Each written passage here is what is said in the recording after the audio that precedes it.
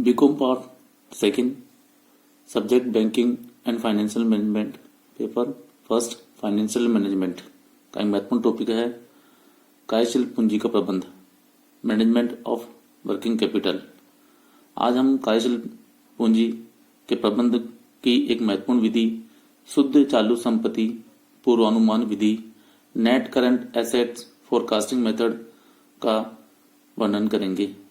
कार्यशील पूंजी की आवश्यक मात्रा का अनुमान लगाने के लिए की यह सर्वाधिक प्रचलित विधि है। इस विधि के अंतर्गत प्रत्येक चालू संपत्ति के लिए महीनों में वित्त की मात्रा परिचालन चक्र की विभिन्न अवस्थाओं के दिनों के आधार पर पूर्वानुमानित की जाती है।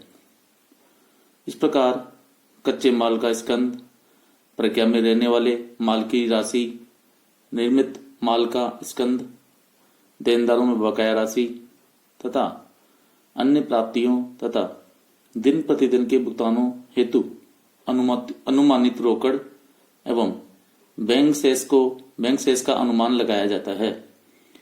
इसके साथ ही चालू दायित्व जिनमें कच्चे माल, मजदूरी, किराया, प्रशासनिक व अन्य व्ययों के अनुमान भी लगाए जाते हैं।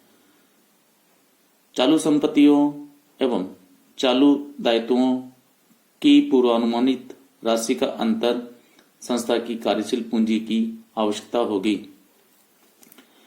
इस राशि में कुछ प्रतिशत आकस्मिकताओं के लिए जोड़ दिया जाता है।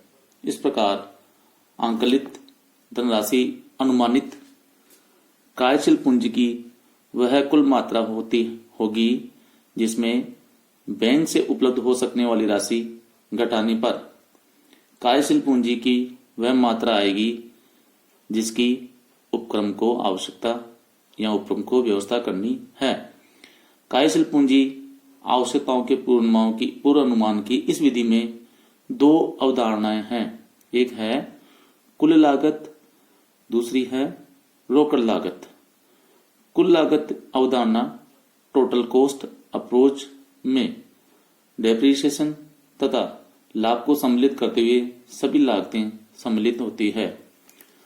उत्पादन लागत की गणना में डेप्रिसिएशन की राशि तथा देनदारों की गणना में लाभ को सम्मिलित किया जाता है।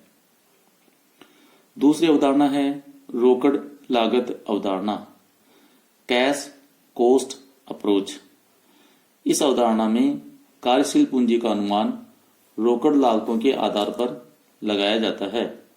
अतः उत्पादन लागत में से डेप्रिसिएशन हटा दिया जाता है तथा देनदारों में विनियोजित राशि की गणना में लाभ को सम्मिलित नहीं किया जाता है। अर्थात देनदारों का मूल्यांकन विक्रय की रोकड़ लागत के आधार पर किया जाता है जिसमें विक्रय एवं प्रशासनिक व्ययों को सम्मिलित करते हैं।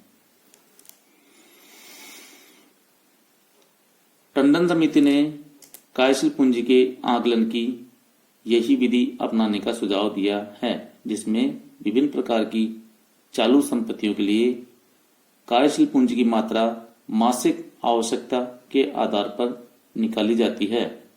इसके लिए समिति ने 15 उद्योगों के लिए विभिन्न चालू संपत्तियों व दायित्वों जिसमें कच्ची सामग्री, अर्धनिर्मित माल, निर्मित माल का स्टॉक, देनदार, लेनदार की आवश्यकता के महीनों में मापदंड तय किए गए हैं। भारत में व्यावसायिक संस्थाओं द्वारा बैंकों से अल्पकालीन ऋण प्राप्त करने हेतु समय कार्यशील पूंजी का आकलन भी प्रस्तुत करना होता है। इसके लिए कुछ प्रारूप निर्धारित किए गए हैं। एक ऐसा ही प्रारूप है जिसमें सर्वप्रथम उसका नाम है statement showing working capital requirement. इसके दो पार्ट हैं। एक पार्ट में करंट एसेट्स हैं। करंट एसेट्स में प्रथम बिंदु है stock of raw material for month consumption. दूसरा है work in process for months. इसमें पहला बिंदु है सब बिंदु रॉ मटेरियल, दूसरा है डायरेक्ट लेबर, तीसरा है ओवरहेड्स। करंट एसेट्स का तीसरा बिंदु है स्टॉक ऑफ फिनिशिंग गुड्स। ये भी मंथ के आधार पर निकाला जाता है। इसके भी 3 बिंदु हैं, raw material, labour, overheads. Current assets का चौथा बिंदु है सन्डी डेटर्स और रिसीवेबल्स। ये भी मंथ के आधार पर निकाला जाता है। इसके भी वही 3 बिंदु, raw material, labour, overheads. Current assets का 5वां बिंदु है पेमेंट्स इन एडवांस, यदि कोई हो। छठा बिंदु है balance of cash required to meet day to day expenses. और करंट एसेट्स का 7वां बिंदु है अदर्स इफ एनी। अब इस स्टेटमेंट या प्रारूप का दूसरा जो भाग है वह है करंट लायबिलिटीज। करंट लायबिलिटीज में पहला बिंदु है creditors for month purchase of raw material. दूसरा है leg in payment of expenses, अर्थात आउटस्टैंडिंग एक्सपेंसेस मंथ के आधारित पर ये भी गणित किए जाएंगे। तीसरा है अदर्स इफ एनी, कोई भी और आइटम हो जो करंट लायबिलिटी से संबंधित हो। इन दोनों का अंतर नेट वर्किंग कैपिटल ज्ञात किया जाएगा। इसमें हम लोग प्रोविजन फॉर कंटिजेंसीज जोड़ते हैं। इस प्रकार टोटल वर्किंग कैपिटल रिक्वायर्ड की राशि प्राप्त होती है। इस प्रारूप को गणना या बनाने के लिए विचारणीय बिंदु है। पहला है अर्धनिर्मित माल की गणना सामग्री, श्रम, उपरिव्ययों संबंधी पूर्णता की मात्रा पर निर्भर करती है। सामान्यतः अर्धनिर्मित माल में सामग्री आरंभ ही निर्गमित कर दी जाती है, अतः 100% अवधि की सामग्री ली जाएगी। यदि श्रम एवं उपरिव्यय समान रूप से अर्जित इवनली एक्रू होते हैं तो इनकी आधी अवधि की राशि ही सम्मिलित की जानी चाहिए। दूसरा बिंदु है निर्मित माल के स्कंद की गणना रोकड़ लागत पर की जानी चाहिए जब तक प्रश्न में अन्यथा न लिखा हो। डेप्रिसिएशन लागत को रोकड़ लागत नहीं माना जाता। विक्रय वितरण तथा प्रशासन व्ययों को भी निर्मित माल के स्कंद मूल्य में सम्मिलित नहीं करना चाहिए, क्योंकि वित्तीय लेखांकन में इनका मूल्यांकन उत्पादन लागत पर किया जाता है।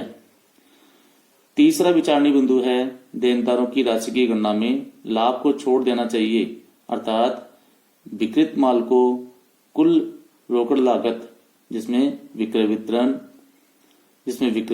वितरण तथा प्रशासनिक व्ययों को सम्मिलित करते हुए करनी चाहिए। किंतु यदि चिट्ठे के लिए देनदारों की राशि की गणना करनी हो तब देनदारों की राशि बिक्री आधार पर करनी चाहिए। चौथा विचारणीय बिंदु है दैनिक व्ययों के लिए कुछ नकद की आवश्यकता होती है, अतः कार्यशील पूंजी का अनुमान लगाते समय कुछ नकद राशि मानी जा सकती है, यद्यपि सामान्यतः यह राशि प्रश्न में दी हुई होती है। पांचवा विचारणीय बिंदु है कार्यशील पूंजी की गणना करने समय लाभों को निम्न कारणों से कार्यशील पूंजी का स्रोत नहीं माना जाता है। पहला है लाभ का कार्यशील पूंजी के रूप में उपयोग हो भी सकता है और नहीं भी। दूसरा है यदि लाभों का उपयोग कार्यशील पूंजी के स्रोत के रूप में किया जाए तब आयकर, लाभांश, आरण आदि के रूप में प्रयोग की गई राशि से कार्यशील पूंजी कम हो जाएगी। इसलिए आयकर के अग्रिम भुगतान को चालू संपत्तियों में सम्मिलित नहीं किया जाता है।